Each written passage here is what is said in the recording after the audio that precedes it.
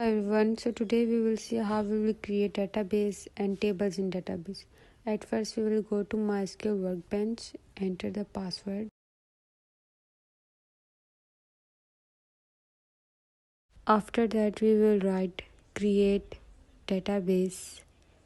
Let's say it's work. The name of our database is work. After that we will run, and now to use that database again and again we will use two ways, like use work, or we can set that as default so that we don't have to recall our database again. Create table in our database. Let's say create table and the name of our database user. After that we will write the attributes for our table, like say id int,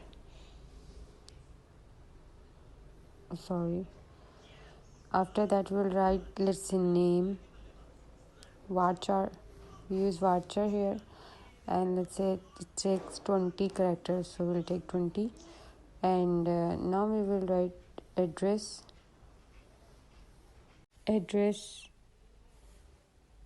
varchar,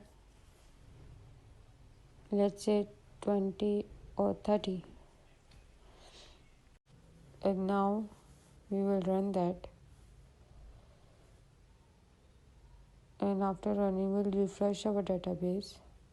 Here table is created, and now we will see here that table has been created.